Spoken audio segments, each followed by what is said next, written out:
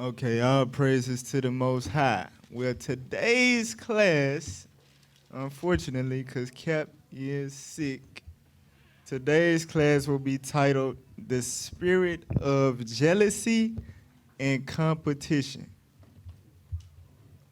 Today's class is titled The Spirit of Jealousy and Competition. This is something that plagues the brothers and sisters in Israel, and we gotta get rid of that spirit. We gotta identify the spirit in order to get rid of it. All right, so we're gonna go over it today. So, give me the definition of jealousy. Similar. No, look up the definition of jealous. I'm sorry, jealous. Just jealous.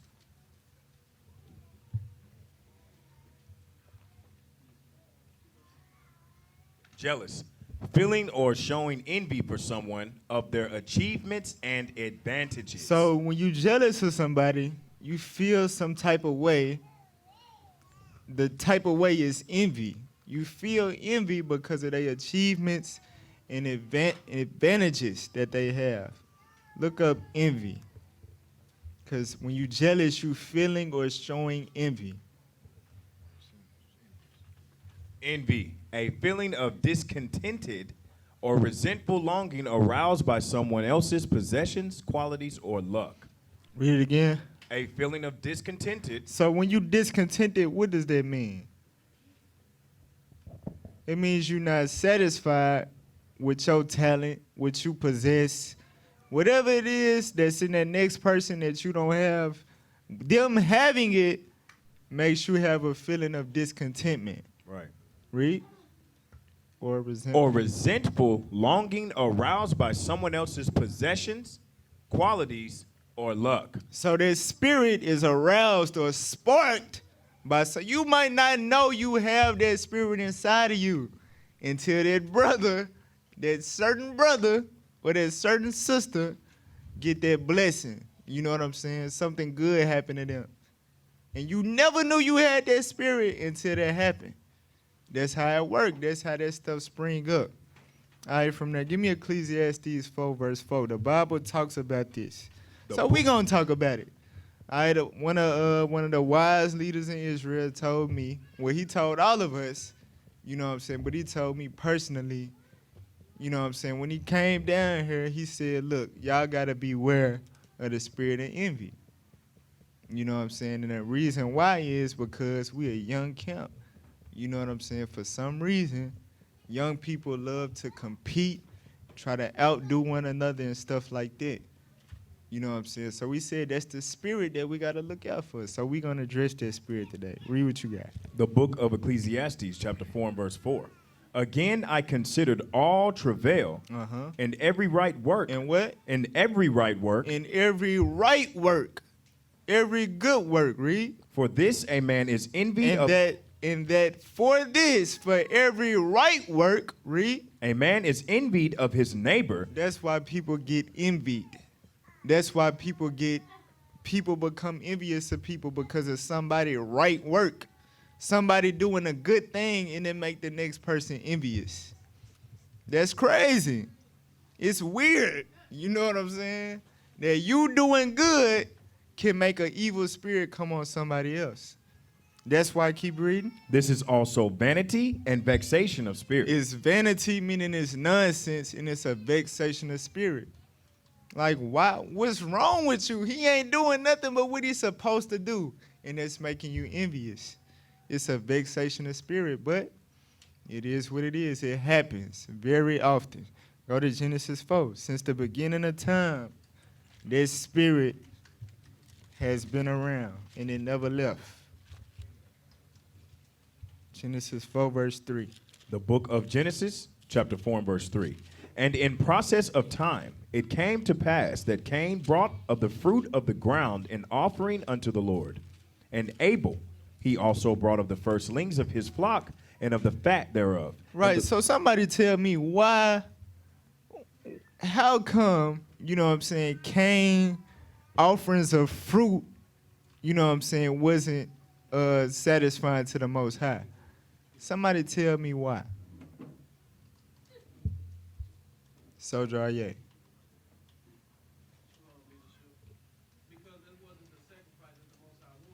Right. So what scripture, what precept show us the sacrifices that the Most High want? It's a precept. All right, go to Deuteronomy 12:6 real quick. We're going to jump back. Because we got to understand that Cain knew not to bring no fruits and veggies, crops, whatever, to sacrifice to the Most High. The Most High dealt with flesh. All right, read what you got. The book of Deuteronomy, chapter 12 and verse 6. Mm-hmm. And thither ye shall bring your burnt offerings and your sacrifices and your tithes and have offerings of your hand and your vows and your freewill offerings and the firstlings of your herds and of your flocks. The firstlings of your herds and your flocks. Going into what? Your cattle. All right, your livestock. That's your freewill offerings to the Most High. That's what you bring to burn before him for a sweet savor. Everybody understand that? So go back to Genesis 4. The book of Genesis, chapter 4 and verse 4.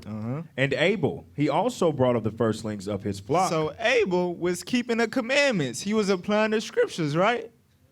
He was doing what he's supposed to do, a right work. Read. And of the fat thereof. And the Lord had respect unto Abel and to his offering. It said the Lord had respect unto Abel and his offering. Read on. But unto Cain.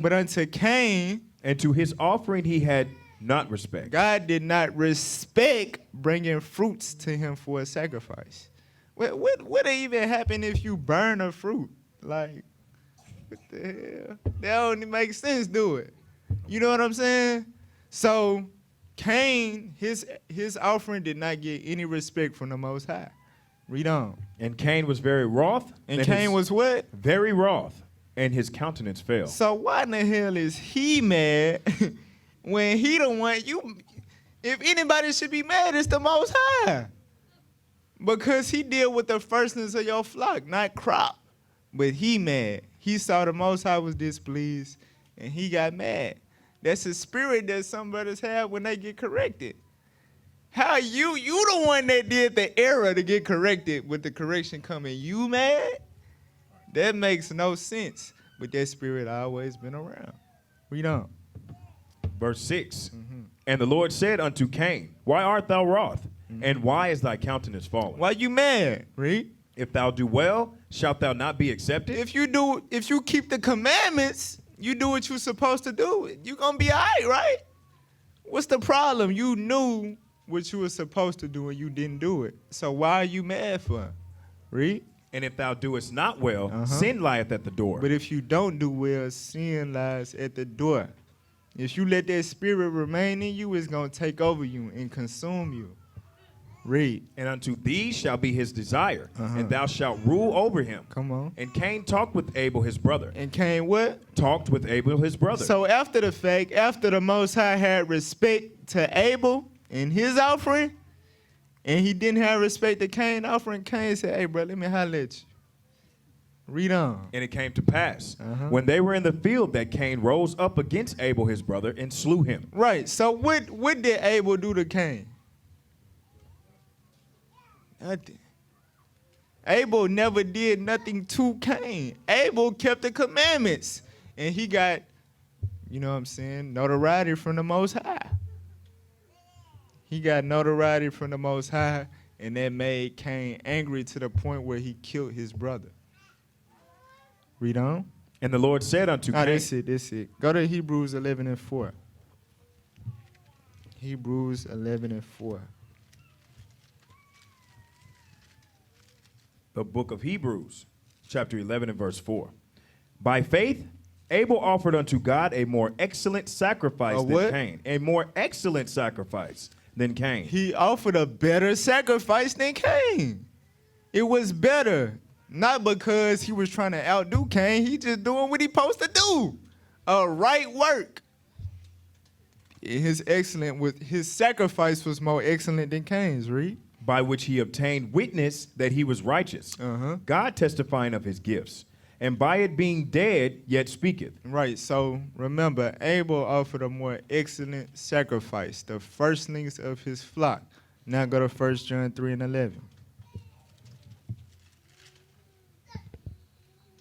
the book of 1 John, chapter 3, and verse 11. Uh-huh. For this is the message that ye heard from the beginning, Since Genesis, read. that we should love one another. That we should what? Love one another. Love one another. So, one of the synonyms for envy is hatred. All right? One of the synonyms for envy is hatred. That's why a lot of times you'll read in the Bible, which we're going to read, that it'll say in one section, it'll say they envied him. Then later on, it'll say they hated him. Because it means the same thing. It means the same thing as hatred.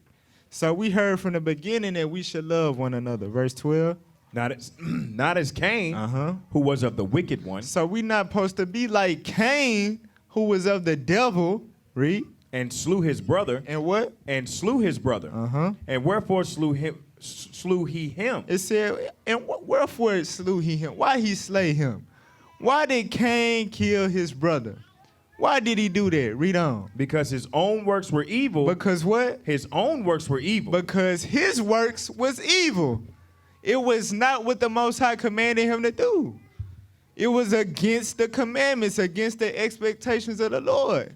His own works was evil, read. And his brothers righteous. But his brothers was righteous. That's why he killed his brother. Not because his brother offended him. Not because his brother was out of order and did anything worthy of death. He killed his brother because his brother did right in the eyes of the Lord and he didn't. And he had that spirit of envy and it consumed him to kill his brother. So if you got that spirit in you, what are you? A murderer. A murderer. So now give me the article. Give me the article. The 5 signs. All right, so we're going to deal with the 5 signs you are jealous of your friend. This is for the brothers and the sisters, all right? This is how y'all going to be able to tell if that spirit on you or not, all right? Let's deal with number 1. You can read it, Ezra. Number 1, you are not happy. Well, start at the, no one bad. likes. No one likes to admit that they are jealous, especially when it comes to our friends. We're supposed to be happy for them when things are good, right? Right, so ain't nobody gonna sit up there and admit that they battling with that spirit of envy and jealousy. But a lot of them gonna force a fake smile when they're around you because they know it's on them. But they gonna try to convince themselves that that's not how they feel. Read on. But sometimes those negative feelings of jealousy get the best of us. Before you ruin over your friendship over it, identify why you're jealous, and this will help you move past it. Right, that's why I said we gotta be able to identify the spirit first in order to fix it. So you gotta know when you jealous so you can move past it so we can grow as a nation. Because if we got a congregation full of murderers, you know what I'm saying, we ain't gonna grow, we ain't gonna prosper. Right. Keep reading. These 5 signs can help you identify feelings of jealousy early on so you can do something about them. Read. You're not happy at their good news. So this is sign number 1. This is a sign that you jealous. Your friend gets some good news, and for some reason you not happy about it. Scroll up. When a friend finally accomplishes a goal or experiences something great in their life, you should feel happy for them as their friend. You should feel happy. You should feel happy for them. Keyword. Should. You should feel happy for them, read. As their friend. If you don't, you need to ask yourself why. That's what a lot of people don't do. They don't examine themselves and ask themselves why. Why am I kind of like, you know what I'm saying? Why I'm feeling like that shouldn't have happened to him? When that's my friend, that's my brother. He got a blessing. He did something good. Why am I not happy? You know what I'm saying? Why am I feeling resentful for some reason? You should ask yourself why, Reed. Very often the hardest thing to deal with is timing. When your friend gets something before you do. When your what? When your friend gets something before you do. Reed? It's difficult to accept their good luck. It's what? It's difficult to accept their good luck. It's difficult to accept it. Because you think y'all was both supposed to receive it. Or you should have got it first. It's difficult to accept when you see your friend get something that you didn't get. that spirit can just jump on you. Read. When you're questioning your own fortune or ability to achieve a goal. Then it shows self-esteem. Like, damn, how did I not get that? How did he get it and I didn't? What did I do? Read. This realization can come out through in the form of jealousy. In the form of what? In the form of jealousy. In the form of jealousy. So we're going to deal with that. Give me Genesis 37 and verse 2.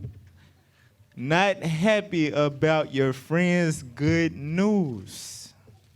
That's the first sign that you jealous, that you envious. The book of Genesis, chapter 37 and verse 2. These are the generations of Jacob. Joseph, being 17 years old, was feeding the flock with his brethren, and the lad was with the sons of Bilhah and with the sons of Zilpah, his father's wives, and Joseph brought unto his father their evil report. So Joseph, you know what I'm saying, the little brother, he always went back to daddy and told them what they was doing wrong. Now, is that scriptural? Is that law? What law? Leviticus 5 and 1. Joseph was applying the scriptures, a right work, right? Right. Read on. Now Israel loved Joseph more than all his children, because he was the son of his old age, and he made him a coat of many colors. Right, so for him doing a good work, his daddy gave him a coat of many colors. Would today be a designer jacket, something nice, something that look good, maybe Louis, but which I like nowadays. Yeah, I don't know, but designer, something, it was nice. His daddy gave him something nice for applying the scriptures. Read on. And when his brethren saw that their father loved him And more, when the brother saw that he got that reward for doing it, and his father had favoritism because he earned it, read. then all his brethren, they hated him. They what? They hated him. So they weren't happy at the good news. They hated him. They went like, man, they come for jail. They hated him. They hated him. They hated him, meaning they envied him. Read on. And could not speak peaceably unto him. And they could what? Could not speak peaceably They unto couldn't him. hide their hatred either. It wasn't nothing good they could say to their brother. But what did he do to them, though? Nothing. That's the first sign that you jealous of somebody. From there, 1 Samuel 18, verse 6. You not happy about their good news. The book of 1 Samuel, chapter 18 and verse 6. And it came to pass, as they came when David was returned from the slaughter of the Philistine, that the women came out of all cities of Israel, singing and dancing, to meet King Saul with tabrets, with joy, and with instruments of music. And the women answered one another as they played and said, Saul hath slain his thousands. Right, so remember, you know what I'm saying? They congratulating both of them.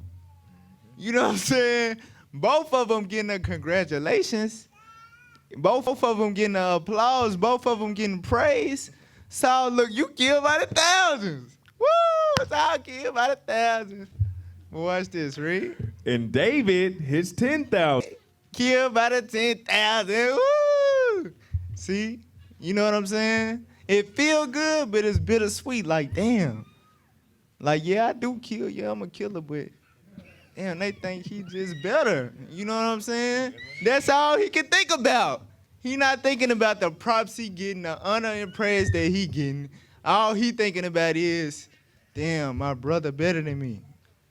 They look at my brother like he better than me. Read on. And Saul was very wroth. And Saul was what? Very wroth. He was not happy about that good news. He was upset. He was mad. But what did David do to him? David was defending and killing for him. And he got mad. Read on. And the saying displeased him. And he said, they have ascribed unto David 10,000s, and to me they have ascribed but thousands. Let me show you how it'll put you in a childish, foolish mindset of thinking. By them singing that song, watch how he felt. Read. And what can he have more but the kingdom? Yeah, he might as well have the kingdom. He might as well be the king. Just because this damn song. I'm telling you, man, that spirit, man, is destructive. Keep reading. Watch this. And saw eyed David. He what? He eyed David. He what? Eyed David from that day and forward. Hey, give me that clip. Give me that clip. Well, meanwhile, little did we know, this local big head nigga named Rico started feeling his pockets was getting a little thinner since we got there. Hey, ain't y'all doing? So he was the one, you know what I'm saying, that had the block sold up. Then all of a sudden, his pockets started getting a little slimmer. Y'all doing? Fools go right there. Trouble was right there on that corner, staring right at us. Yeah, they rolling hard too. They slanging real good, real good.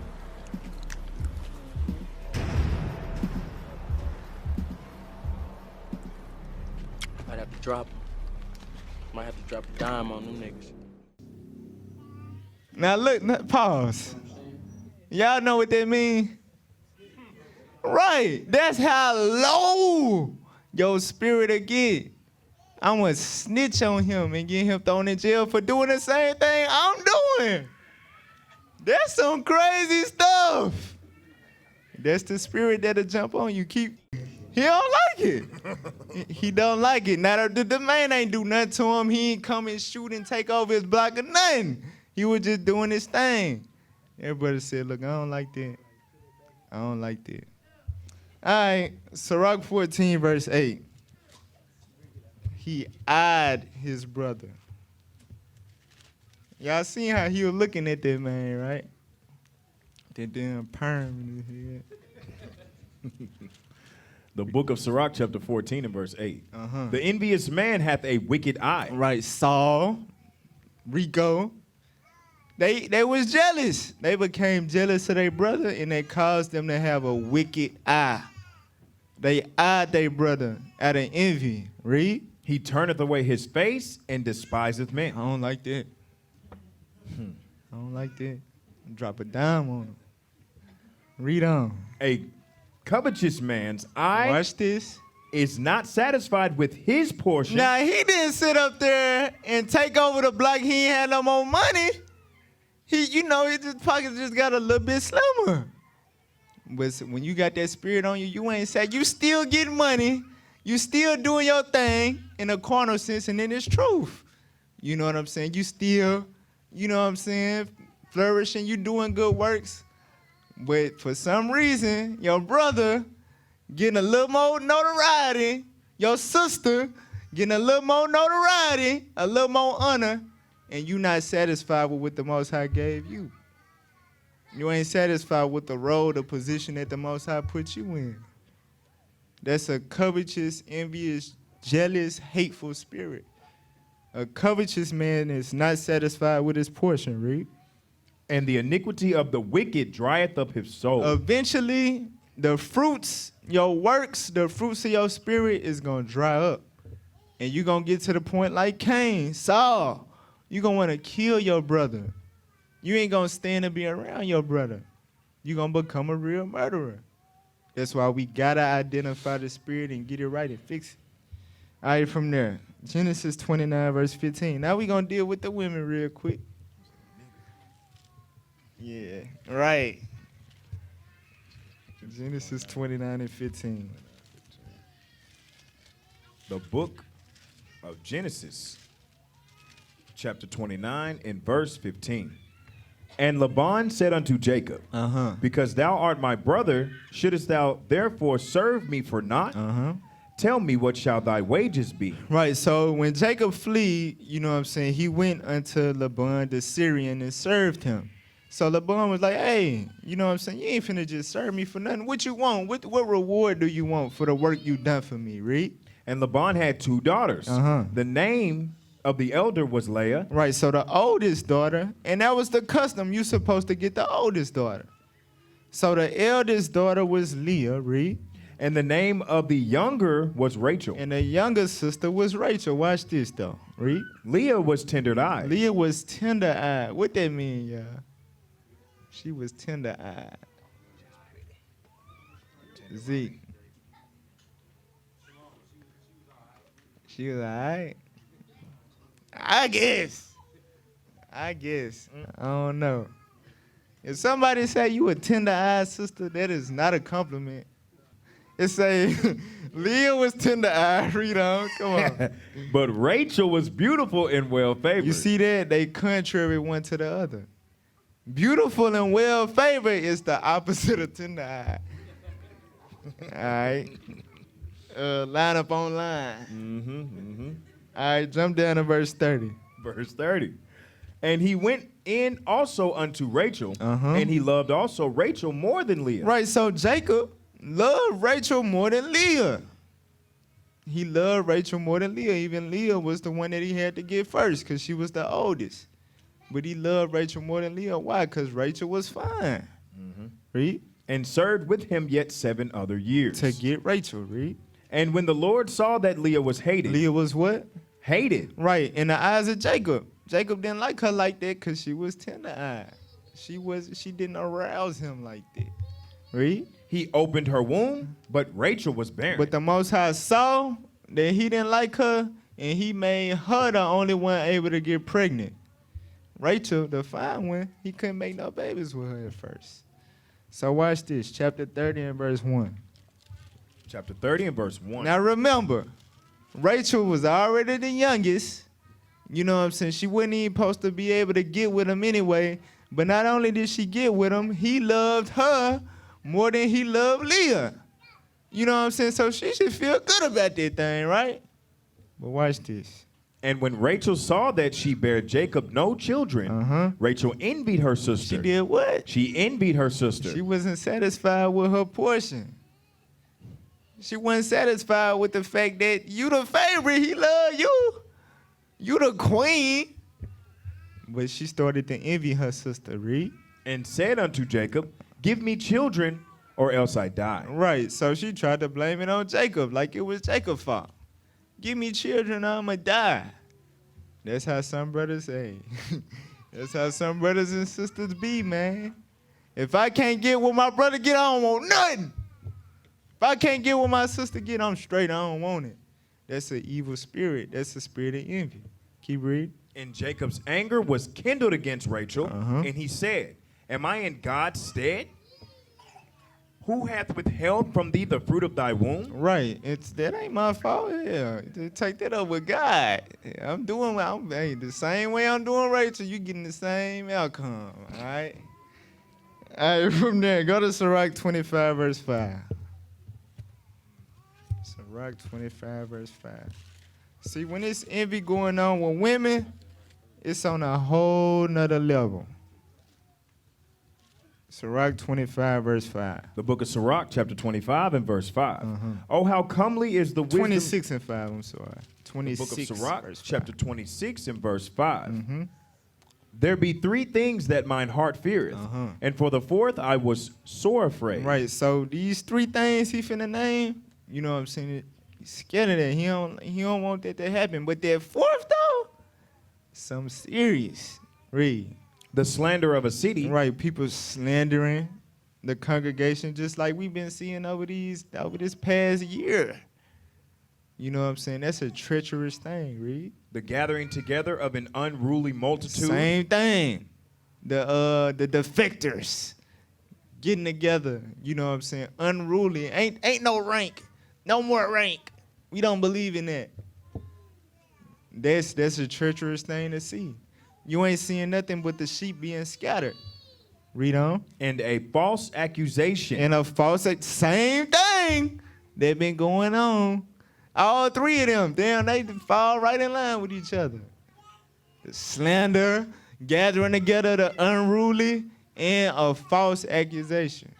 Oh, they got they got magic school buses, bishop going to Africa raping the little girls. All type of false accusations that they can, and they know they can't prove it. The Joy Morgan situation, that stuff is terrible.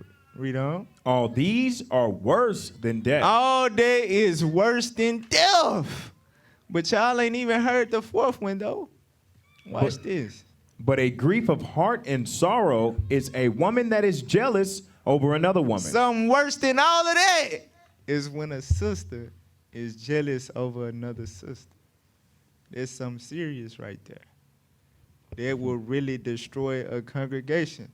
Because hell, all them three things right there, they couldn't destroy us. You know what I'm saying? They couldn't stop nothing. But when a woman jealous over another woman, hey, I'm telling you, they say a foolish woman pluck it down with her hands by her actions. The woman was the beginning of sin. She the reason why we in hell right now. So that lets you know when y'all do stuff, it be on another level. So if y'all got that spirit on y'all side, y'all definitely got to get it right, for sure, for sure. Is that in on that? And a scourge of the tongue which communicateth with all. Right, that's what they do when they got their spirit. You know what I'm saying? They get to say the darndest things with their mouth. For real. All right, next, go back to the article. Number 2, we're going to deal with the second sign. Number 2, Uh-huh. you try to diminish your friend's accomplishments. This means that you try to downplay your friend's accomplishments. Like, say, for example, say you get a raise or something, right? And then somebody will be like, oh, you just got that because the new manager, he giving raises. You know what I'm saying? Mm-hmm. Like, they just try to downplay. Then nobody asked them to do it. Right.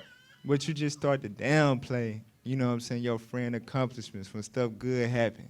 It wasn't all that. It wasn't, you know what I'm saying? Keep reading. Sometimes jealousy will come through as denial. Uh-huh. And as a result, you'll try and downplay your friend's success. Right. So when people be in denial, they don't want to accept the fact that you got what you deserved. You did right. You did what you were supposed to do. You got what you deserved. They in denial, don't want to accept that. Nah, it was something. It was, you know what I'm saying? He got lucky, you know. So on and so forth. Read on. In other times, you might try to knock them down a peg or two by telling them their achievements aren't as big as they think they are. Either way, you're not acting supportive and need to examine your motives. You're not acting supportive and need to examine your motives. Why not support your brother? Why not encourage? Why not be happy for him? You got it down. What you downplaying it for? Why? You got to examine it. Because in your mind, you didn't sin. You know what I'm saying? You ain't lie. You ain't deal falsely. You ain't commit nothing. You just kind of like downplay his happiness, his situation. If you don't examine yourself, you not knowing you are a murderer. You don't even know it. From there, Matthew 12, verse 22. About the second sign, trying to downplay your friend's accomplishments. And this happens in Israel, for real. The book of Matthew, chapter 12 and verse 22. Mm-hmm. Then was brought unto him one possessed with a devil, blind and dumb. And he healed him, insomuch that the blind and dumb both spake and saw. So this Christ, the people bringing people to him, he healing them, performing miracles. Read. And all the people were amazed. They was what? Amazed. They was amazed. Damn. Read. And said, is this the son of David? Right. Is this the Christ that the Bible talking about? They were starting to believe. They were starting to think it in their mind that he was the Christ that was supposed to come. But guess what the jealous folks did? Watch this, read. But when the Pharisees heard But it, when the Pharisees heard it, instead of them being like, damn, you right, this show what the scripture said the Savior was going to do. Instead of that, look what they did. they said, this fellow doeth not cast out devils, but by Beelzebub, the prince of the devils. Right, the only reason he able to do that is he working with the devil. He sold his soul to the devil. That's why he got that power.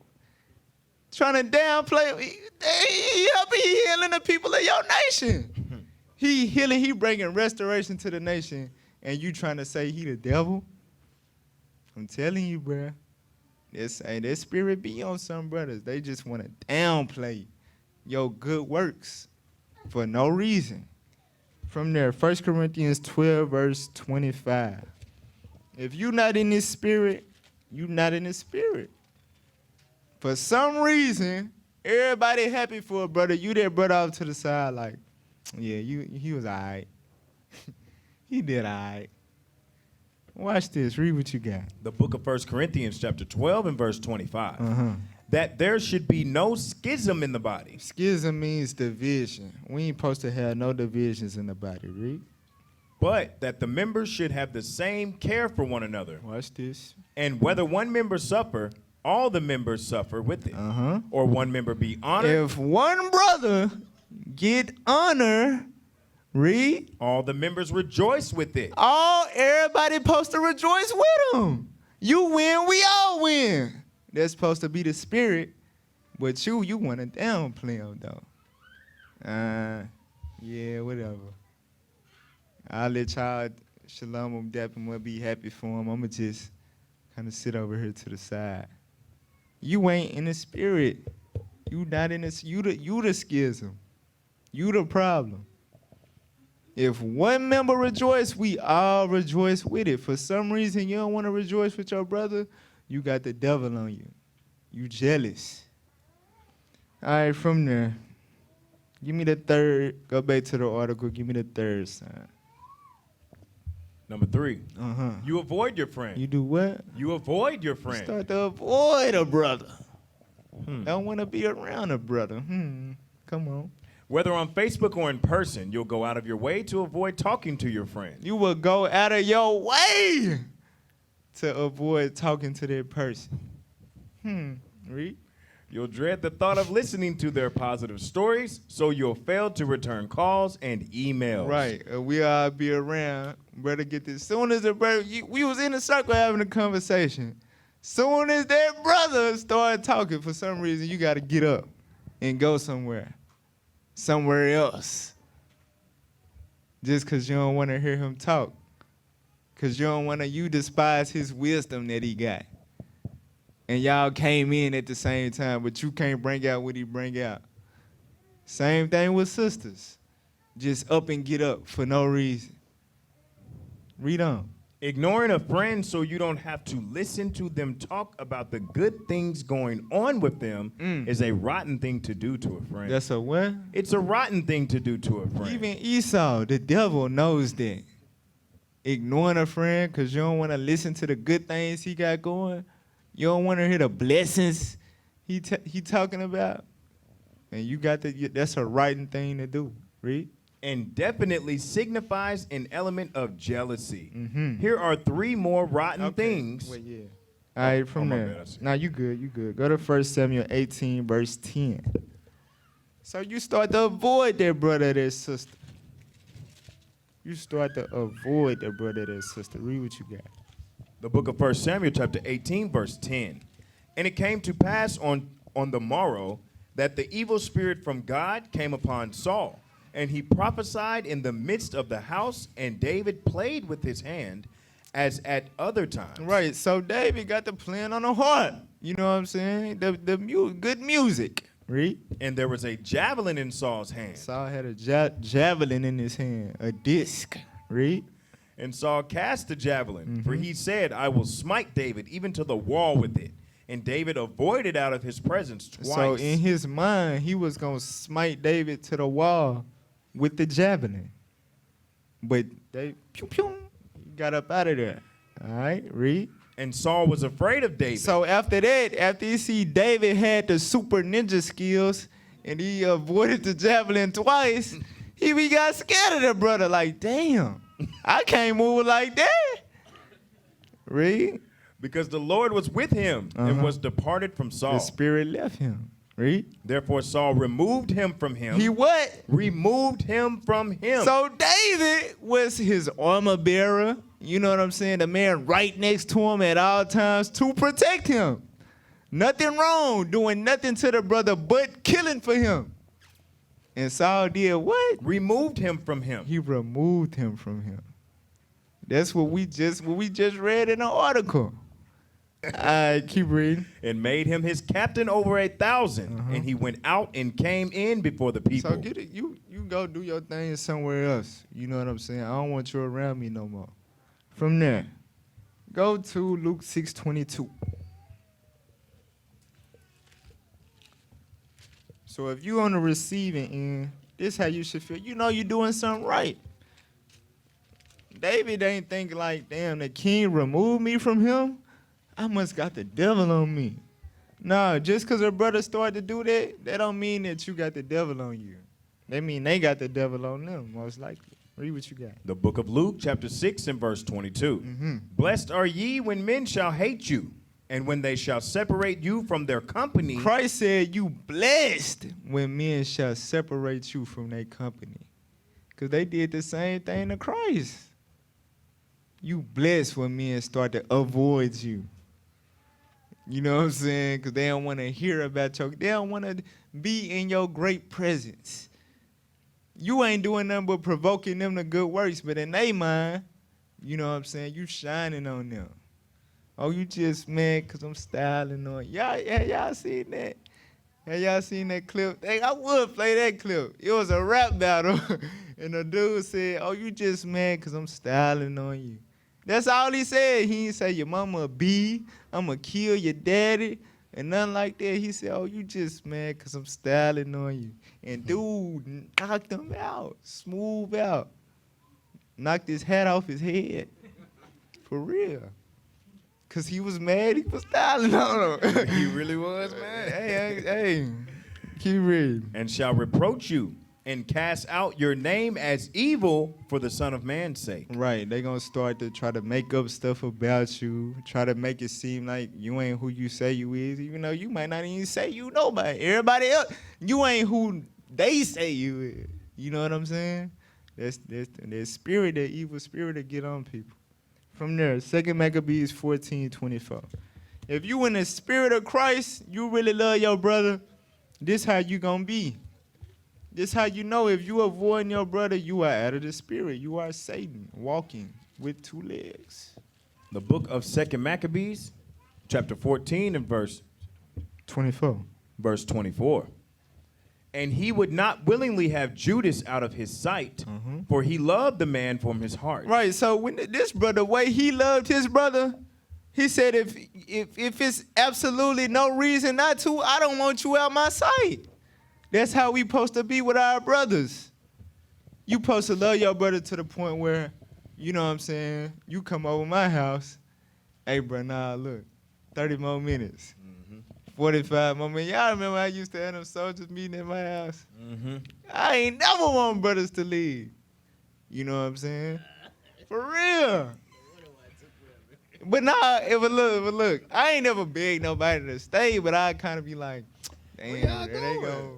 You know what I'm saying? Because you know one brother leave, everybody else start leave. They just need that one. Yeah. The first one to leave was the devil.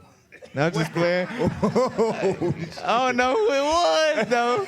I don't know who it was. It was him. Damn. It was him. I'm just playing. It was him, though. All right, go to Jude 19. Oh. All right. Jude, verse 19. These be they who separate themselves. Who do what? Separate themselves. What? Sensual, having not the spirit. So that's not the spirit right there. You know what I'm saying? Avoiding your friend, don't want to be around your brothers. You know what I'm saying? That's not the spirit of God.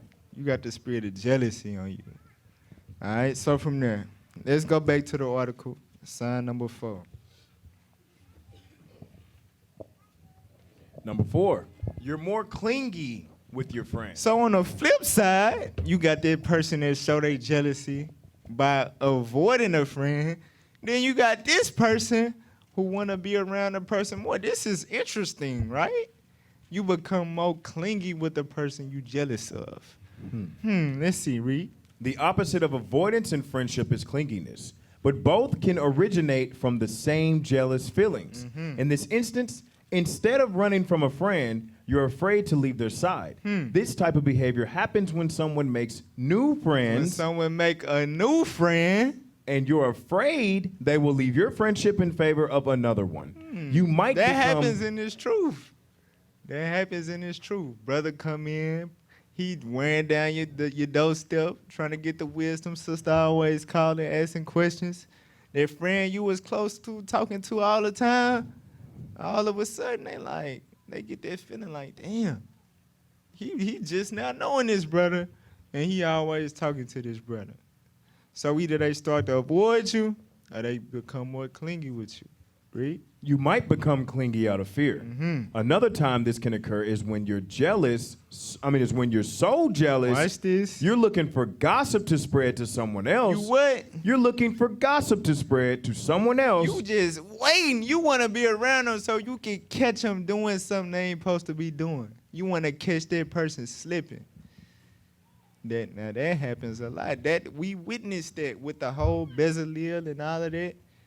He was going over Bishop House and all, he already had tapes and all of that. He knew what he was doing. He was just trying to get more and more dirt to collect.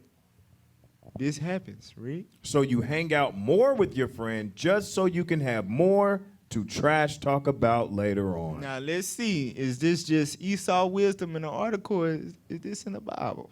Sirach 6 and 8. This is in the Bible.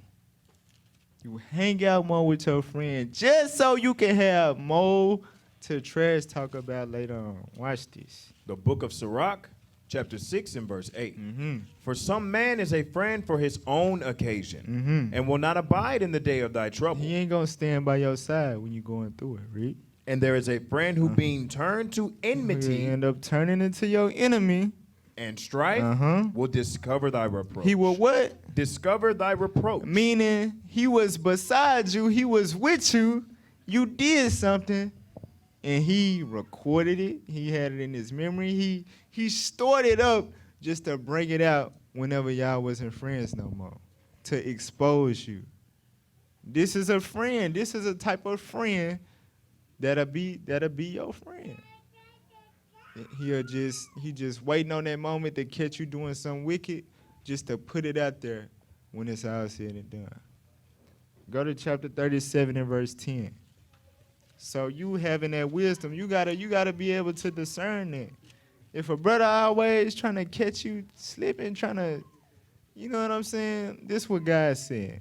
Sirach 37 and 10. The book of Sirach, chapter 37 and verse 10. Consult not with one that suspecteth thee, and hide thy counsel from such an envy, from such as Read that envy part thee. again.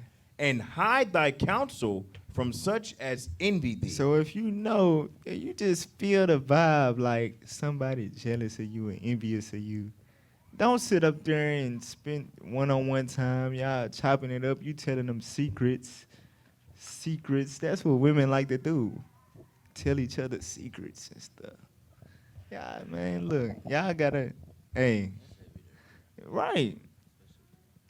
Cause y'all be knowing too, y'all know when a sister really don't like y'all, but it kind of perplexes y'all cause the sister always around y'all. Like, I don't think she like me, but she always around. That means she the sign, the fourth sign. She just trying to find some dirt on you. She trying to seek your counsel out to bring it out, to expose you for being wicked so she could seem like she better. For real. Go to Sirach 12 and 12.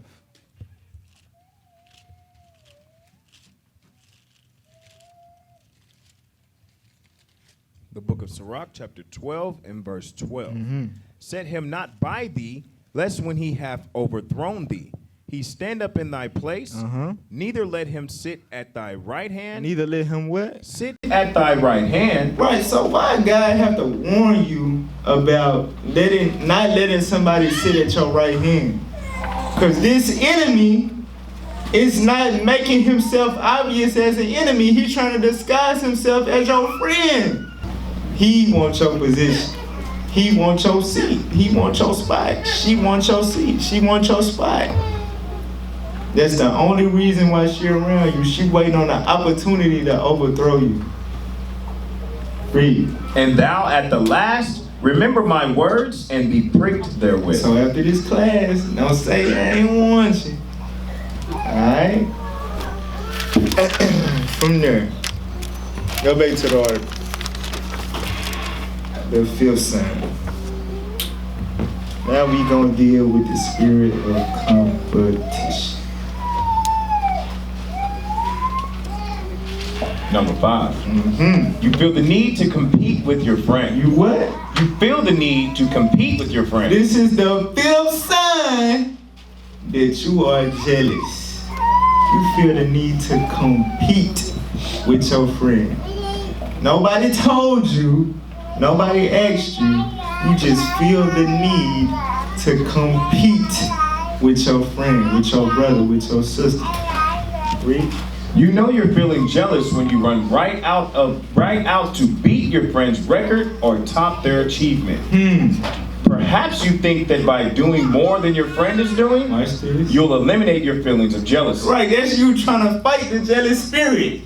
You know it's on you. You know what I'm saying? But putting more work, you're gonna eventually get out of that spirit because you just gonna become better. You know what I'm saying? That's what you think in your mind. Read. Sometimes friends do compete with each other, and this competition can be healthy and allow both of you to push yourselves farther than you ever had before. This is like Camp 101, boot camp. You know what I'm saying? We doing drills and competing to build each other up, challenge one another. That's healthy. And it's a proven fact. Some of y'all brothers beasts on the street from coming to MOV, Camp 101, getting built up. Read. It's when you want to compete as a way to deal with jealous feelings that this behavior can be bad. Right, you doing it out of spite. You ain't doing it for the healthy sake. You really just want to outdo your brother or your sister. That's when you know it's evil. Read. A better approach is to figure out why you're jealous of your friend and work on that instead. Sure, you can still work toward your own goals, but don't be a bad friend in the process. After all, don't you want your friends to support you when you have happy news? Okay, all praise to the Most High. All right, so from there, go to Mark 9, verse 33. Now give me the definition of compete. The definition of compete. Compete. Strive to gain or win something by defeating or establishing superiority over others who are trying to do the same. Y'all on the same mission, doing the same thing, but you striving to gain or establish superiority over them for some reason. Y'all serving the same purpose, y'all doing the same thing, but you just you wanna go harder, you wanna be better, not for the Lord's sake, just out of that spirit of jealousy. For real. Now, remember, this is we Israelites, we repentant Israelites. Alright? We finna read about the people we finna read about that had this spirit was repentant Israelites, walking with the Messiah. So if you listening to this class and you thinking in your head, oh, I would never. There's something wrong with you, man. There's something wrong with this class. Is for every soul in here. Right. You gotta be able to identify when that spirit is on you, and you gotta shut it down. For real. The disciples, the 12, had that spirit on them for a while. Mark 9:33. The book of Mark, chapter 9 and verse 33. And he came to Capernaum, and being in the house, he asked them, what was it that ye disputed among yourselves by the way? Right, so Christ, they was on their way somewhere, and he waited, you know what I'm saying, till the time presented itself, and he asked them, what was y'all arguing about? What was that whole disputation I heard in the background? Read. But they held their peace. But they was too ashamed to say what they was arguing about. Read. For by the way they had disputed among themselves, who should be the greatest? Who the best officer? who the strongest soldier? They was leadership wife. Who the most loved leadership wife? Who sisters feel more comfortable talking to? Who sisters want to be around more? Who want to learn more from? Who they want to learn more from? This is righteous people, righteous men was having these disputations. So y'all better than the 12? Now these men gonna be judging the 12 tribes of Israel in the kingdom forever. Right. And they had that spirit. but you ain't got it. Yeah, sure. I agree. And he sat down and called the 12 and saith unto them, Read. if any man desire to be first, If you desire to be first, you want to be the top dog, read. the same shall be last of all and servant of all. Read. And he took a child and set him in the midst of them. Uh-huh. And when he had taken him in his arms, he said unto them, whosoever shall receive one of such children in my name receiveth me. And whosoever shall receive me receiveth not me, but him that sent me. Right. So Christ is telling you, you know what I'm saying, you supposed to, it don't matter what works or what a brother doing or whatever, we supposed to have the same love and care one for another. Like we read in 1 Corinthians 12:25. That's what he's telling them. That's what he's showing them. It ain't about who better, who got superiority or nothing like that. The greater you are, the more responsibility you're going to have, the greater condemnation. Keep reading. Verse 38. And John answered him, saying, Master, we saw one casting out devils in thy name. Right. So John, this was not his brother, but I'm going to show y'all who he was. You know what I'm saying? But John. And he followeth not us. Uh-huh. And we forbade him because he followeth not us. So it was a brother casting out devils in the name of Christ, but he wasn't with them. Like how you would see another camp or something like that. He said he went and forbade them. He went and stopped them because he wasn't rolling with the 12. Read. But Jesus said, Uh-huh. forbid him not. Do what? Forbid him not. Nah, don't stop. So this show you that Christ wasn't about competition. He wasn't about, you know what I'm saying? He wasn't into that. Say forbid him not, read. For there is no man which shall do a miracle in my name that can lightly speak evil of me. Right. He not against me, he for me. So why shut him down? Why stop him? Read. For he that is not against us is on our part. Right. Now go to Matthew 20 and verse 20.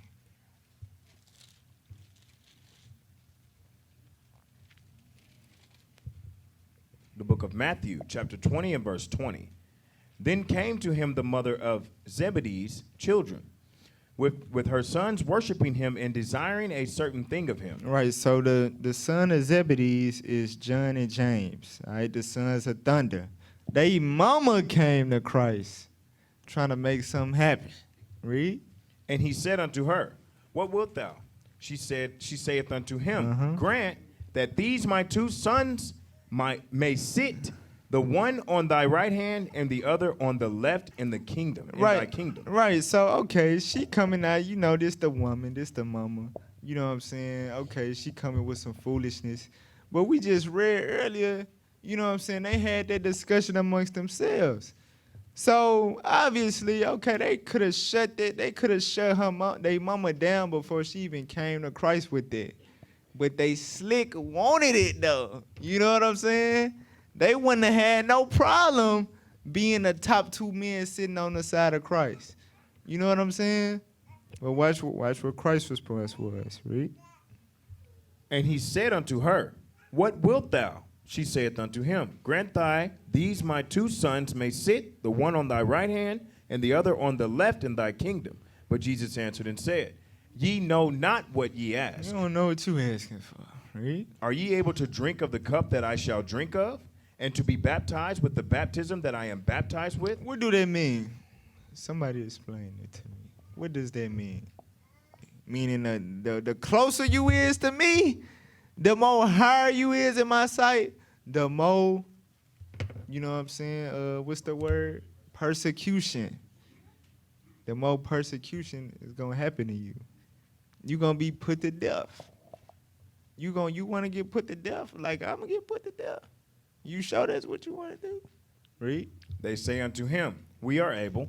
Uh-huh. And he saith unto them, ye shall drink indeed of my cup. I bet then, yeah, okay, yeah, that is going to happen to you. Spoiler alert. Read. Because they did get put to death.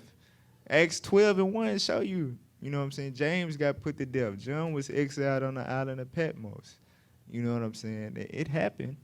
Read. And be baptized with the baptism that I am baptized with. But to sit on my right hand and on my left is not mine to give. Wait a minute. What? Read that again. It says, But to sit on my right hand and on my left is not mine to give. So Christ said, I ain't control the rank. I don't give rank. That ain't even my call. Brothers think it's Cap. Damn, I gotta get cool with Cap so he can raise me up. That gotta be it. You thought it was Cap, huh? You thought you had to get close to Levi, huh? Christ said, look, it ain't even me, Op. I ain't gonna determine who's sitting on the left or right of me. Read. But it shall be given to them for whom it is prepared of my Father. Right. That's why whenever y'all do works, man, y'all gotta always know to trust that the Most High is watching. Don't worry about what men say or what men see. You doing everything for the Most High. He said he not unrighteous to forget your labor of love. You know what I'm saying? He gonna render every man according to his work. Read on. Verse 9. But Jesus called them unto him. 9. Verse 25. I don't know where 24. 24, sorry, y'all. Watch this. And when the 10 heard it. So when the other 10 heard that them 2 was trying to sit on the right and left of Christ, they were moved with indignation against the 2 brothers. they got mad as hell. What y'all brothers trying to be over us? Y'all think y'all better than us or something? That caused schism in the body. That caused a schism within the 12.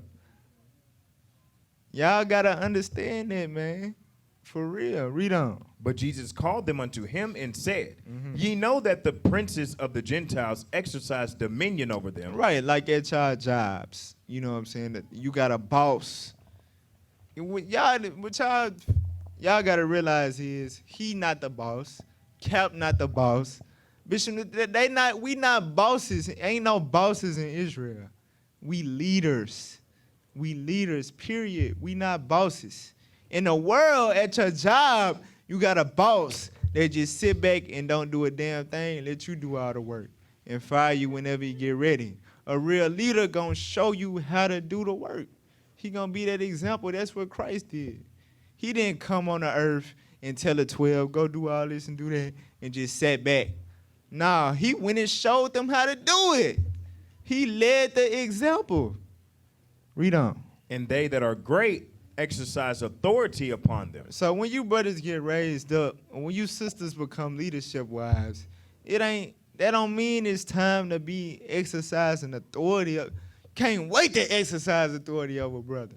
Hey, bro, go do this. Go do that. Hey, you know what I'm saying? No, that ain't what this is about, man. We got order, of course. You get corrected accordingly and stuff like that, but that's not what we get raised up for. It ain't about you being over your brother. It's about you having the ability to lead and inspire your brother to do the same works you doing. Keep reading. But it shall not be so among you. Right, that ain't how we roll. Ain't no bosses in Israel, read. But whosoever will be great among you, let him be your minister. Whoever the greatest among you, he gonna be your minister. He gonna be the one always helping, always there, showing you, instructing you, giving you the ropes, not just telling you what to do. Read on. And whosoever will be a chief among you, let him be your servant. Read. Even as the Son of Man came not to be ministered unto. Right. Christ didn't come to be ministered unto. He the Son of God, King of Kings. He didn't touch this earth for people to come, Lord, what can I do for you? Lord, what do you need of me? He didn't come for that. He ain't come to sit on no throne and everybody come ask him for stuff. That ain't what he came for, read. But to minister and to give his life a ransom for many. Christ came to heal, to feed, to restore, to teach, and to give his life for the nation. We got to follow that example. You believe, you got to follow that example, right? So that should be the mindset of every last one of y'all instead of just being ready to compete with your brother. All right, from there, go to John 20 and verse 1.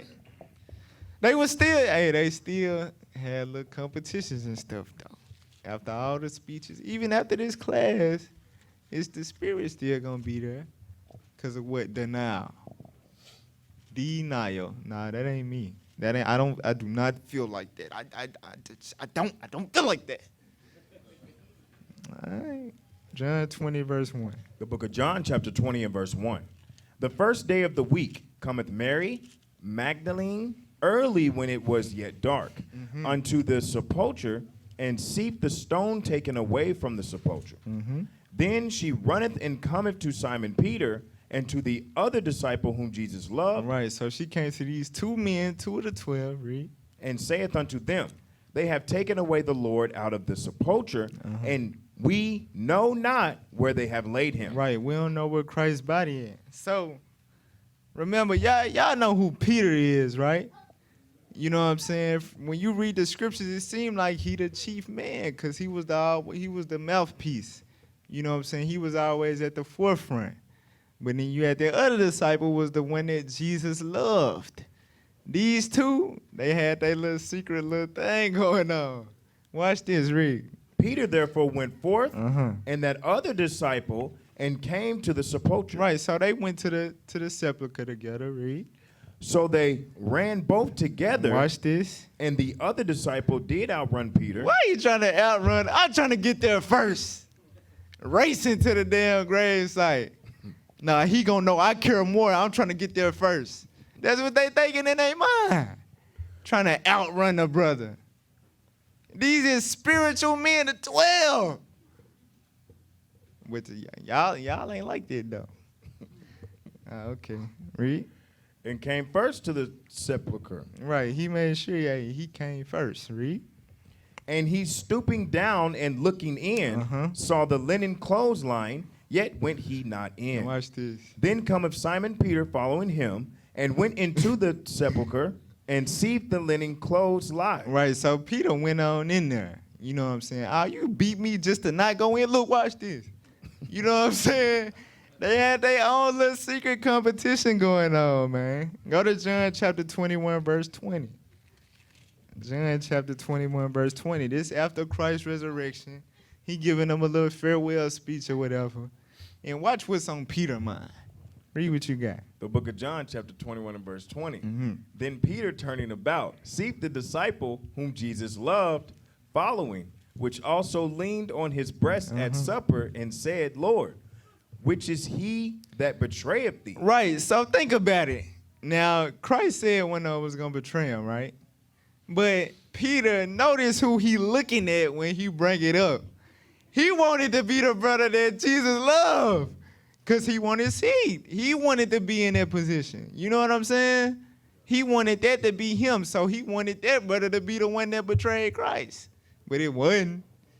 Read on. Peter, seeing him, saith to Jesus, Watch this. Lord, and what shall this man do? What he gonna do? What's gonna be his destiny? The hell you worrying about him for? Peter worrying about their brother, cause he was slick jealous. Read on. Jesus saith unto him, If I will that he tarry till I come. If I want him to stay alive till I return, read.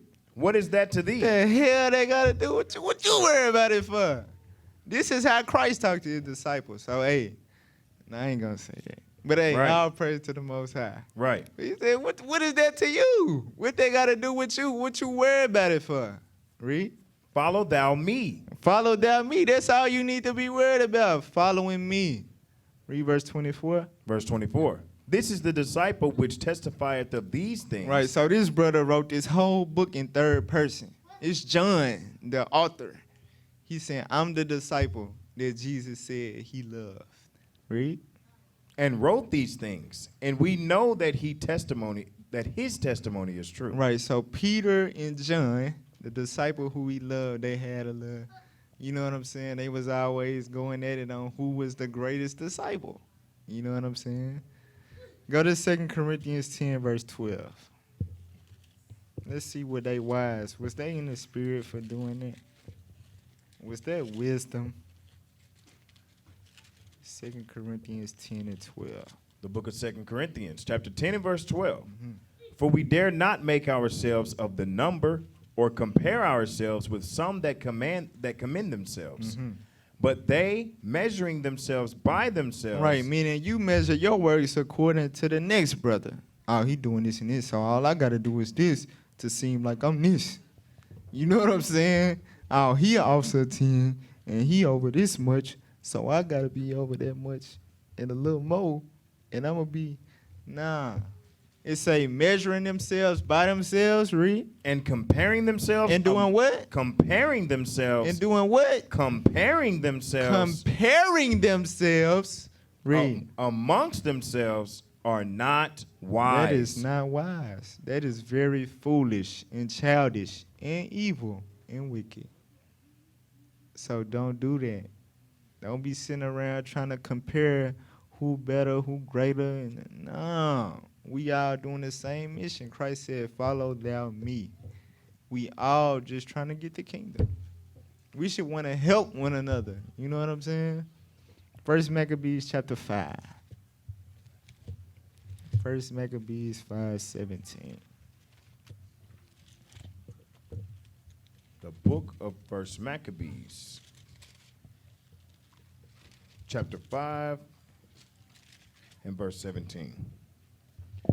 Then said Judas unto Simon his brother, choose thee out men, and go, and deliver thy brethren that are in Galilee, for I and Jonathan my brother will go into the country of Gilead. Mm-hmm. So he left Joseph the son of Zacharias and Azarias, captains of the people, with the remnant of the host in Judea to keep it. Right. So the brothers was going out to battle, going out to war, right? And he told them two brothers their assignment was to stay back and hold it down. That was the office given unto them. Let's see what spirit came on them. Verse 56. Verse 56. Joseph the son of Zacharias and Azarias, captains of the garrisons. Right, the brothers that we just read about, that was supposed to hold it down, right? Watch what happened, read. Heard of the valiant acts and warlike deeds which they had done. They heard about what Judas and them was doing, how they was, running through nations and, you know what I'm saying, being mighty as hell and all of that. Read. Wherefore they said, let us also get us a name. Let us what? Let us also get us a name. Oh, I can do it too. You mean? I'm capable. I can do the same thing. Let us get us a name. A name amongst who? To the Most High or to men? Exactly. They wanted to have that notoriety amongst Israel. It said, let us get us a name, read. And go fight against the heathen that are round about us. Now, their assignment, their order was to stay back and hold it down. They were like, nah, we gonna go fight against the heathen. We gonna go be there so they can think the same thing about us. Watch this, read. Verse 58. So when they had given charge unto the garrison that was with them, they went towards Jamnia. Uh-huh. Then came Gorgias and his men out of the city to fight against them. Watch this. And so it was that Joseph and Azarias were put to flight. What does that mean? They was put to flight. Just run. They got the running? Okay. Yeah, okay, I'll take that. They was put to flight. You right, read. And pursued unto the borders of Judea. Uh-huh. And there were slain that day of the people of Israel about 2,000 men. So, if they fulfilled their role, did what they were supposed to do, hold it down, would anybody have gotten hurt? No. But they was mighty and let us get us a name and all of that, and they got that tail put to flight.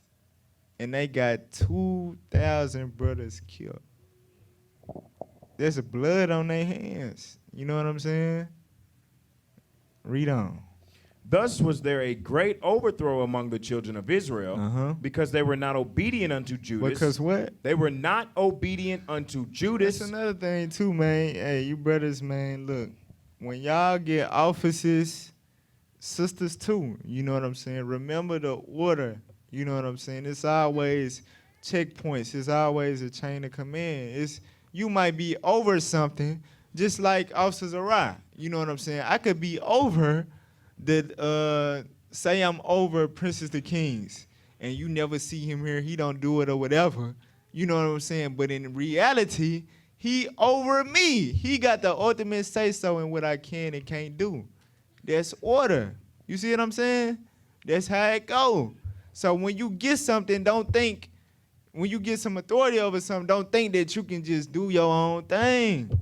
They got the specific order to stay put, hold it down. But they thought, hey, they gave us control of this right here. We can do what the hell we want to do. You know what I'm saying? And that got 2,000 brothers killed. Read. Because they were not obedient unto Judas and his brethren, but thought They thought. Read. to do some valiant act. They thought they was gonna do a valiant act. They thought it. You thought, but it did not happen. The opposite happened. From there, Numbers 16, verse 1.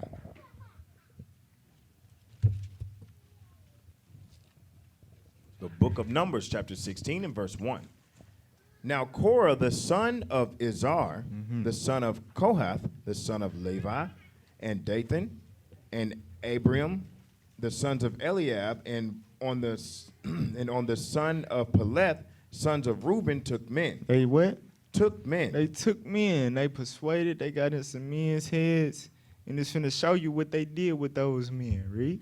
And they rose up before Moses. They what? They rose up before Moses. So notice, before they rise up, they got to get in some simple brothers' heads, to pump them up like, you gotta follow me. Watch what I do. This going to be the way. This going to be what you're supposed to do. Mm-hmm. And we didn't see this happen. This thing came to pass with captains, 400, 200, 100, officers of 80, 50.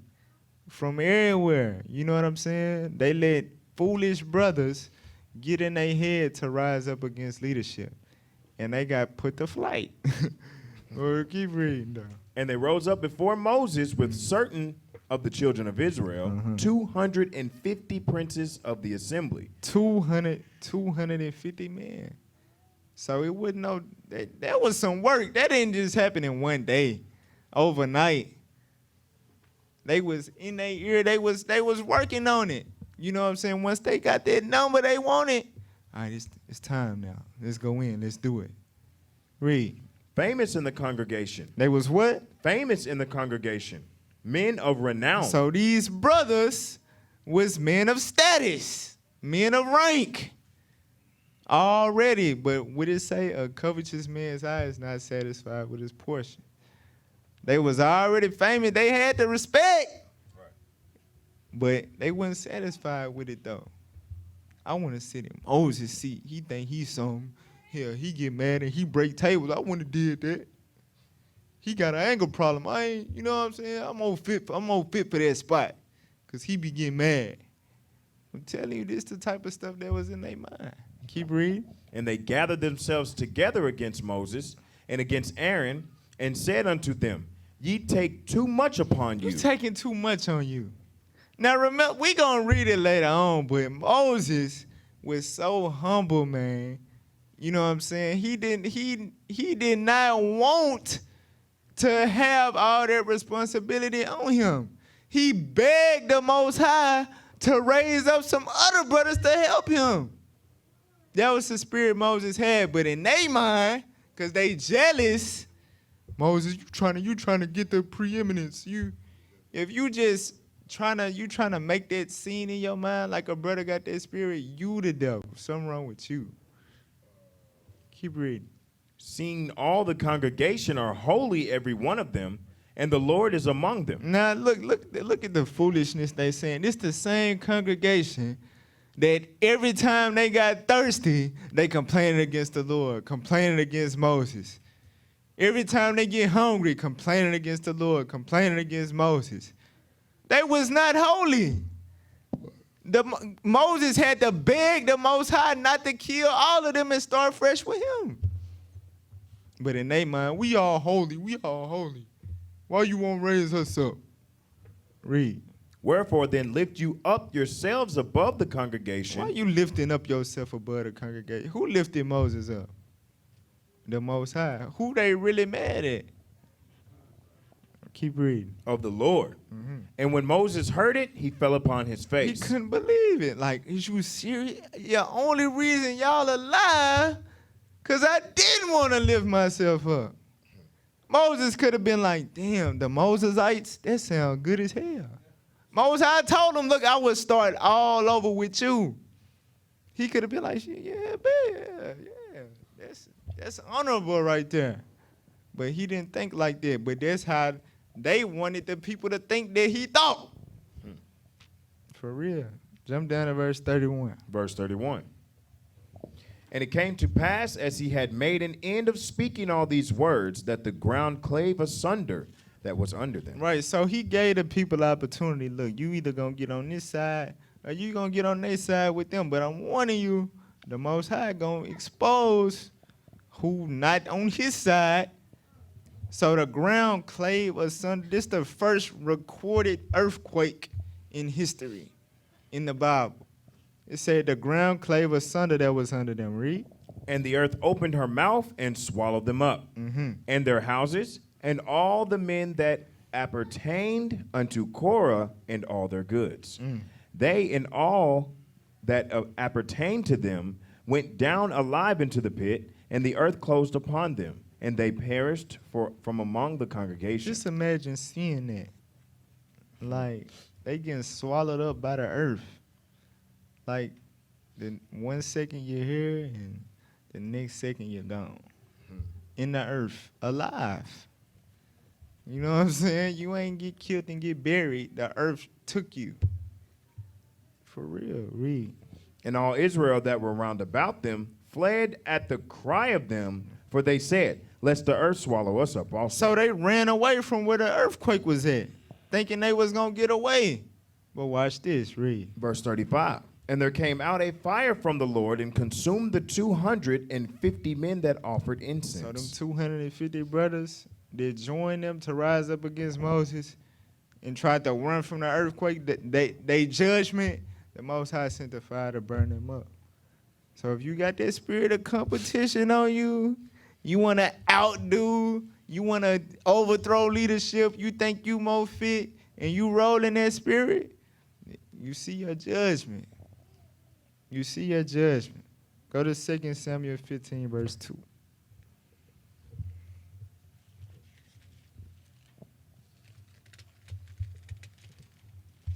The book of 2 Samuel, chapter 15, and verse 2.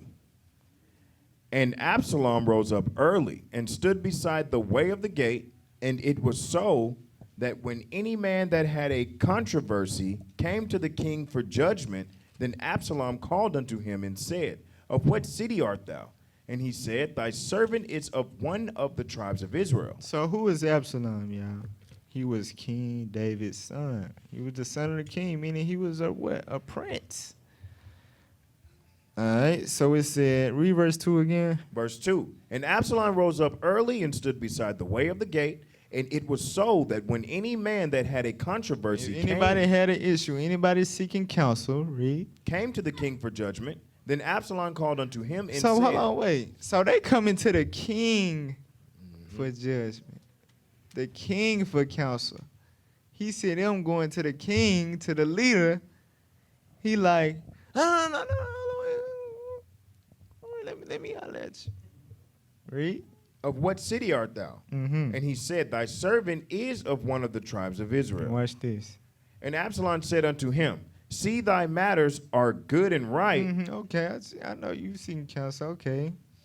but there is no man deputied of the king to hear thee. Ain't nobody, you know what I'm saying? Ain't nobody gonna be able to bring your stuff to the king. So he lying to them just to get them to counsel with him. Read. Absalom said, moreover. Now this was his inner thought, his inner feelings. This how he felt. This how some brothers feel when brothers get raised up over them. Read. Oh, that I were made judge in the land. Oh, that I was made judge in the land. Man, if I was the one teaching Sabbath class, man, we'll be so built up, man. If I was the sister over the sister circle, sister get their act together, we'd be so peaceful. I'm telling you, that'd be the inner thought in people's mind. He said, oh, that I were made judge in the land. Read. That every man which hath any suit or cause might come unto me, and I would do him justice. So King David, a mighty man. God said he was a man after his heart. He said, I can be better than David. I would judge matters better than David. That need to be me in that seat. But you the king's son, that means you gotta wait on your ministry. You the king, you gonna be king. But he ain't thinking like that. It's my throne and I need it now. Keep reading. And it was so that when any man came nigh to him to do him obeisance, he put forth his hand and took him and kissed him. Right, like we read in number 16, it said they took men. You know what I'm saying? Whenever men came under him, he took them, meaning he got in their mind, he got in their head to follow him and kiss them. Read. And on this manner did Absalom to all Israel that came to the king for judgment. So Absalom stole the hearts of the men of Israel. Right. That's a competition spirit. I want the people to look at me and to follow me. I want them to seek my counsel. Go to Acts 20 and verse 30. This is why, like I was saying, that spirit is in here, y'all. This Bible, this stuff ain't in the Bible for no reason. Paul finna tell us that the spirit is amongst us. Brothers got this spirit like that. The book of Acts chapter 20 and verse 30. Also of your own selves shall men arise, speaking perverse things. Read that again from the top. The book of Acts chapter 20 and verse 30. Also of your own selves. Of what? Of your own selves. This is the congregation at Ephesus. He's speaking to the Ephesians. He letting them know, look, it's people in y'all body, in y'all church, among y'all. Read. Shall men arise, speaking perverse things to draw away disciples after them. Ain't that what Absalom did? Speaking perverse things to get in the people's head to make them think, the king, man, the king, he be drunk. He ain't gonna give you the right counsel. He don't know what he talking about. Hell, he a hypocrite. He ain't applying the scriptures with his wife. This the type of stuff they put in people's head to get the people to follow them instead of the leader that the Most High put in place. Remember, y'all, he said he came not for the righteous. He came for them that was sick. You know what I'm saying? We all done dealt with this, man. We all need this medicine. We all need to let this sink in. So when the spirit arises, you know what to do. Y'all understand? If he say it's going to be men of your own selves with this spirit, believe that. Believe what the Bible say. So prepare yourself. Make sure it ain't you. Make sure it ain't you. Be not a forgetful hearer. All right, Numbers 11, verse 24. This is how a real leader going to operate. A man of God, when they see that type of stuff going on, they're going to shut it down. The book of Numbers, chapter 11, and verse 24. And Moses went out and told the people the words of the Lord, and gathered the 70 men of the elders of the people, and set them round about the tabernacle. Mm-hmm. And the Lord came down in a cloud. Now, this was what I was paraphrasing earlier. You know what I'm saying? Earlier in the chapter, Moses begged because Israel just kept getting on his damn nerves. So he was like, look, Most High, look. You either going to give me some men to help me or you just going to kill me because I can't do it. I cannot deal with these Israelites, man. They something else. My brothers want to be leadership so bad. Man, you crazy as hell, man. Crazy. For real.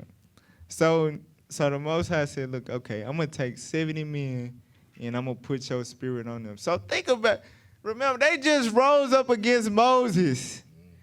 And they said, you set yourself up too high. You think too highly of yourself. How the hell his spirit so strong and mighty, he can spread it amongst 70 others and still have his spirit? That's some crazy. Who in here can spread your spirit amongst 70 brothers to be leaders of an entire nation? This is how great this man was. And he was not lifted up or puffed up. Watch this, read on. And the Lord came down in a cloud and spake unto him and took of the spirit that was upon him and gave it unto the 70 elders. And it came to pass that when the spirit rested upon them, they prophesied and did not cease. Y'all see that? The spirit that came up on, that was a portion, a 70th of Moses' spirit. And they got to bringing it out. Who got a spirit like that in here? Keep reading. Verse 26. Watch this. But there remained 2 of the men in the camp. The name of the one was Eldad, and the name of the other Medad. And the spirit rested upon them, and they were of them that were written, but went not out unto the tabernacle. Right, they didn't go to the tabernacle. Read. And they prophesied in the camp. They was prophesying in the camp. Read. And there ran a young man and told Moses and said, Eldad and Medad do prophesy in the camp. Right, they going and telling Moses, like, look, it's some brothers, you know what I'm saying, trying to be like you. They trying to do the stuff that you do. Read. And Joshua the son of Nun, the servant of Moses, one of his young men answered and said, My Lord Moses, forbid them. Do what? Forbid them. Stop them, Moses. They trying to be like you. They trying to give Israel commandments. They trying to enforce God's laws. Stop them. That's your job. So, you know, as the young servant, he think he doing a good thing, just like the disciples. When they said the brother was speaking in his name, doing miracles in his name, and he said, I forbid him. He thought he was in the spirit. Christ said, nah, hell nah. If he ain't against me, he with me. He's speaking in my name. Yeah, he can't be doing nothing wrong. Watch this, read.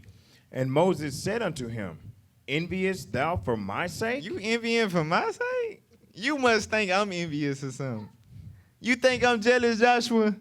Or you trying to be jealous for me? You think I'm a roll like that? Read. Would God that all the Lord's people were prophets? Would God will? Would God that all the Lord's people were prophets and that the Lord would put his spirit upon them? He said, would God want God to put all this spirit on all the brothers? That's the spirit we supposed to be in. Yeah, I want hell to me. They the only two. They the only two that got it. They the only two doing it. I want him to put his spirit on everybody. That's how humble that man was. He didn't get offended. You know what I'm saying? But that envy stuff, he shut that down. From there, James 4, verse 5. It's finna repeat what I've been saying. You know what I'm saying? You can't say that you don't battle with that thing. You deceiving yourself. The book of James, chapter 4, verse 5. Do ye think that the scripture saith in vain? So y'all must think the Bible in vain. Y'all must think the Bible just got words on it where, you know, it don't apply to none of us. Watch this, read. The spirit that dwelleth in us lusteth to envy. The spirit that dwell in every last one of us, it desires to be jealous. It desires to be envious. It want to be better than the next spirit. All of us battle with that. Y'all think the scripture, y'all think the Bible just words typed out the side of its neck? No. The scripture not saying it in vain. Right. So you got to examine yourself. For real. All of our spirits lust to envy. From there, 1 Corinthians 3, verse 3.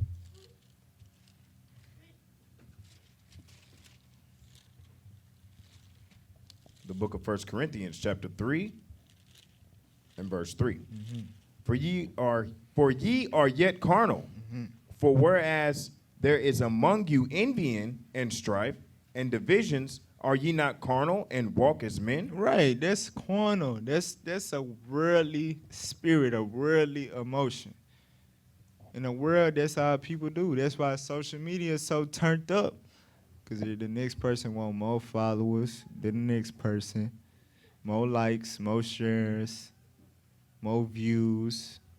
That's a worldly spirit. Paul saying is y'all niggas in the world or something? Why y'all envious? Why y'all walking like that? Read. For while one saith, I am of Paul, and another, I am of Apollo, Are ye not carnal? Right, so they was doing like, how Joshua when he was young. You know what I'm saying? Some people was like, hey, I come Paul my elder. Paul my elder. Some of them was like, nah, Apollo cold with it now. That's my guy. Paul was like, what the hell wrong with y'all? Read on. Who then is Paul? Who is Paul? And who is Apollo? Who was Apollo? Read. But ministers by whom ye believed, even as the Lord gave to every man. Right, we just ministers of Christ. Christ put the Spirit on us to do what we doing. Just like he did to the rest of y'all. All y'all got this Spirit. Y'all just don't know it yet. Y'all ain't built up yet. But the same Spirit we got is on y'all. It ain't us. Read. I have planted, Apollo watered, but God gave the increase. But who? God gave the increase. The real author behind it all is God. The real teacher is God. The real one putting in all the work, getting this and this and this done is God. It's not Officer Ezra, Officer Zerah, Officer Baruch. No, it ain't us. It's the Spirit. Read on. Verse 7. So then, neither is he that planteth anything, neither he that watereth, but God that giveth the increase. Right, so it ain't the person that planted the seed or the person that come in and water it to help it grow. It's God. It's God that's giving the increase. Don't think too highly of yourself. Read on. Now he that planteth and he that watereth are one. He that planteth and he that watereth are one. Not one is better than the other one. You laid the foundation, brother come in and built on it, guess what? Y'all the same. Why? Because it was all about the building. The mission was the building. Somebody needed to lay the foundation. Somebody needed to build off of the foundation. But it's all about the building. Y'all understand that? Keep reading. And every man shall receive his own reward according to his own labor. That's what Cain didn't understand. That's what happened. That's what caused the spirit of jealousy to come up on you. You forgetting that the Most High, he going to give you according to what you do, what you bring forth. Stop worrying about your brother, what he doing. What is that to thee? Follow thou me. Follow Christ. Do his works. Compete with Christ. That's the challenge right there. Compete with Christ. Fast 40 days, 40 nights here. Feed 5,000 Israelites at one time out of nothing. Do that. Compete with Christ. Teach a multitude thousands. No speaker, no mic. Do that. Compete with Christ, man. Till you'll go a long way. For real. Keep reading. Now that's it. All right, you got to learn to follow before you compete. That's what Officer Zerah just said, if y'all didn't hear. And he exactly right. You know what I'm saying? That's how it go. Just like Joshua that we just read about. He was up under Moses. You know what I'm saying? He ain't do nothing but glean from Moses. He never was like, Moses, I'm really better than Moses. Because he best believe he could have, you know what I'm saying, especially after he stayed in the tabernacle when the Most High showed himself. He could have got puffed up. He could have got to telling people. And you know he knew Moses' flaws too because he was always around them. Right. He could have got to telling people like, yeah, man, Moses had to ask me where the scripture was. You know what I'm saying? And it could have just fed that spirit, and he could have got puffed up. And he would have never got raised up in a position that he was in after Moses passed. You know what I'm saying? You follow, and your time gonna come. Right. Absalom didn't understand that. You next in line to be king, but you want the throne now. Bro, you gonna have your time. The Most High put you in a position just so you can learn how to be that leader you destined to be. Right. Just because you ain't that leader right now don't mean it ain't gonna come to pass.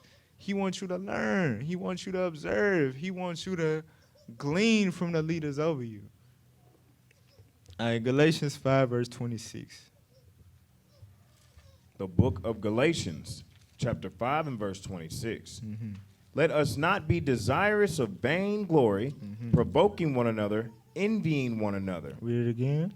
Let us not be desirous of vainglory. Like Joseph, Azariah, Korah and them. They wanted that vainglory. They said, let us get us a name. Let us get us a name. Don't be desirous of vainglory. It ain't about what men see. It's about what the Most High see. It's about what the Lord see. He the one that's gonna reward you according to your work. You think, man, Shalom, bro, you brought it out, man. You think that's worth it? You think that's more important than, you know what I'm saying, getting a reward for the Most High? You ain't fit to be no leader if you think like that. Y'all see how great Moses was. Here, they got to worshiping and praising him when he delivered them out of Egypt. But as soon as they got thirsty, Moses, you the devil. You brought us out of Egypt to kill us. You gonna do all that to win the hearts of these brothers that as soon as you do something wrong, they gonna blame you. You working that hard for the glory that is vain. It's for nothing. Because them same people gonna complain about you. They gonna complain about you. They gonna, man, I'm telling you. For real, keep reading. Provoking one another, envying one another. What? Envying one another. So let us not do that. Let us not do that. Because what do envy do? What does envy do? Stirs up strife. You right. You right. Guess what else it do? Go to Sirach 30, verse 24. This what else it do? Instead of you being on your path to everlasting life, inheriting the throne, immortality, and all of that, you got that spirit of jealousy and envy on you, this was going to happen. Read what you got. The book of Sirach, chapter 30 and verse 24. Envy and wrath shorten the life. What do envy do? Shorten the life. Envy and wrath shortens the life. It will shorten your lifespan. For real. It will cut your life short. So I would take heed to that. You know what I'm saying? Envy and wrath shorten the life, right? It says, and carefulness bringeth age before the time. Right, always worrying. Especially you worried about the next brother. You know what I'm saying? You worried about the next brother when he got going. That's going to bring age before the time. For real. I hope y'all understand that. Go to Wisdom of Solomon 6:24. Watch this. Read what you got. Verse 23, I'm sorry. The book of Wisdom of Solomon, chapter 6 and verse 23. Neither will I go with consuming envy. Well, what? Consuming envy. Consuming envy. Envy will consume you.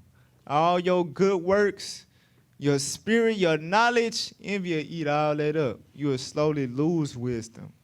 You will slowly lose that spirit to do good works. And you will only be worried about putting your brother to death. That's what happened with Saul. His main focus wasn't punishing the enemies no more. It was trying to get rid of David. Yeah, I should have dived more into that, man. Saul went to extreme depths, levels, to try to get David out the way. You know what I'm saying? For real, he slew all the high priests. He told the Edomite to kill the priest. You know what I'm saying? Because he couldn't find David. I'm telling you, man, envy is consuming. It'll eat your spirit up and turn you into the devil. Slowly but surely. Keep reading. For such a man shall have no fellowship with wisdom. And you got that spirit of envy on you, wisdom ain't going to dwell in you. You ain't going to have no fellowship in wisdom. Wisdom is Christ. You got that spirit of envy and jealousy on you, you ain't going to have no fellowship with Christ. For real. Sorry, I missed it. So y'all, hey, look. Do not go with consuming envy, man. You know that spirit in you, you got to get rid of it or it's going to consume you. Philippians 2, verse 3. The book of Philippians, chapter 2 and verse 3. Let nothing be done through strife or vainglory Or what? or vainglory. Christ said, don't let nothing be done through strife or vain glory. You doing it just so you could be seen. You seen the reaction your brother got for doing something. You want that same sensation. Christ said, don't let nothing be done through that. Don't move like that. Don't operate like that. Read on. But in lowliness of mind. Of what? In lowliness of mind. In lowliness of mind. Read. Let each esteem other better than themselves. You need to esteem others better than yourself. That's the competition. Who can exhort the most? Who can build their brothers up the most? That's the competition. It ain't about who exalted more, who get more honor, who get more glory. That's vain. Christ said we don't move like that. Rather, in lowliness of mind, let us esteem others better than ourselves. Let your brother do the work. Exhort your brother to do the work. Keep reading. Verse 4. Look not every man on his own thing, but every man also on the things of others. Right. You want to provoke your brother to good works. Not provoking one another to sin. So you could try to get some dirt on him so you could seem better than him. That ain't how we supposed to operate. You want your brother to be the best man you could be. That's the secret formula to becoming great. Your focus is making your brother great. In the process of you making your brother great, you being made great. Right. But Jake don't understand it, though. For real. Keep reading. Verse 5. Let this mind be in you, which was also in Christ Jesus. Mm-hmm. Verse 6. Who being in the form of God, thought it not robbery to be equal with God, Mm-hmm. but made himself of no reputation. He what? Made himself of no reputation. Christ didn't say, let me give me a name. He didn't roll in his spirit. He wasn't about, that's why he said, forbid him not. It ain't all about me. It's about turning Israel back to the Most High. That's my purpose. My purpose ain't trying to get people to worship me. That's why you know Christmas is of the damn devil. Christ never intended nothing like that. He made himself of no reputation. Read. And took upon him the form of a servant. Of a what? A servant. That's why he kept telling the disciples, look, the greatest among you shall be the servant. That was him. He was living it. Read on. And was made in the likeness of men. Uh-huh. And being found in fashion as a man, he humbled himself. He what? He humbled himself. He what? He humbled himself. Right. That's the first step to everything. That's the first step to repentance. That's the first step to glory. God said before honor is humility. You got to humble yourself to see that you battling with the spirit. Right. Because you in denial like hell if you think you don't. You got to humble yourself to examine yourself. Christ humbled himself, read. And became obedient unto death. And became what? Obedient unto death. He took orders. Christ, whatever the Most High told him to do, he said, look, thy will be done. That's how we got to be. Obedient to death. Read. Even obedient unto death. Uh-huh. Even the death of the cross. Watch this. Wherefore God also hath highly exalted him. So, for that reason, after going through all of that, humbling himself, making himself of no reputation, esteeming others better than himself, he ended up getting a name highly exalted above all others. If you want that name, you want that glory, don't seek it. Don't seek it. For real. That's the secret on how to get it. Don't seek it. Seek the Lord, and he going to give it to you. Is that it on that? Finish that. And giving him a name which is above every name. Right. So from there, go to Sirach 6. Sirach 6:32. It's going to be my last scripture. So if you know you battling that with a brother, you know what I'm saying, or a sister, You know what I'm saying? Look, instead of trying to compete with somebody and outdo somebody, you know what I'm saying? Hell, get like them. Learn how they doing what they doing and do it. Do the same thing. Read what you got. The book of Sirach, chapter 6, and verse 32. Mm-hmm. My son, if thou wilt, thou shalt be taught. Mm-hmm. And if thou wilt apply thy mind, thou shalt be prudent. Mm-hmm. If thou love to hear, thou shalt receive understanding. Mm-hmm. And if thou bow thine ear, thou shalt be wise. Read. Stand in the multitude of the elders, and cleave unto him that is wise. So if a brother wise, he got the spirit on him. Don't be envious. Don't try to compete and outdo the brother. Cleave unto him. He gonna show you stuff. You gonna learn stuff. You gonna learn how to be great like he great. Cleave unto that person. Don't avoid that person. Don't always try to compete with that person. Read on. Be willing to hear every godly discourse, and let not the parables of understanding escape thee. Watch this. And if thou seest a man of understanding, A man or a sister of understanding. Read. get thee betimes unto him. No. Compete with him. Get thee betimes unto him. Avoid him. Get thee betimes unto him. Envy them. Get thee betimes unto him. Get close to them to find dirt on them to expose them. Get thee betimes unto him. God said, get thee betimes unto him. Read. And let thy foot wear the steps of his door. Right, so that's what you brothers and sisters got to do to fight that spirit of jealousy. You know what I'm saying? Hell, aspire to be like their brother, their sister. Take their works as inspiration. Don't take it as a blow to your self-esteem. Don't think you can't be as great. We all got the same spirit. You just got to believe in yourself, believe in the Most High to bring it out. Everybody understand? Now they will see the treatment of God. We are not black men, we are Israelites. That's right.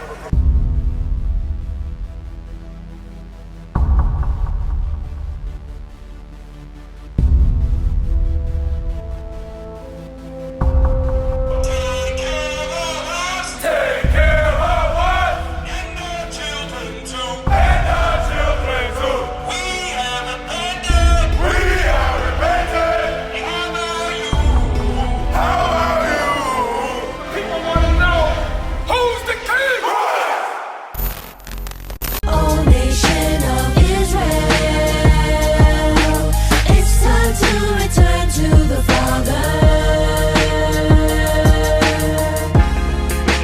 O nation of Israel, it's time to return to the Father. Now why they trying to make it so hard to serve God? And why when I say that I'm a Jew, it sound odd? For years I've been walking around saying that I'm a black man. I ain't saying that no more, it sounds wrong, man. This is Bishop Nathaniel of Israel United in Christ. Please subscribe to our YouTube channels. Stay up to date with our latest events, music, and classroom lessons.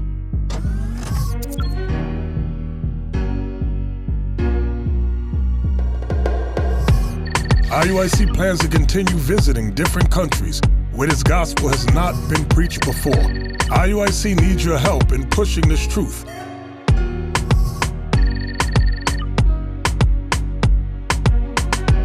So join us. Subscribe to our Instagram, Facebook, Twitter, and podcasts, and stay up to date with us.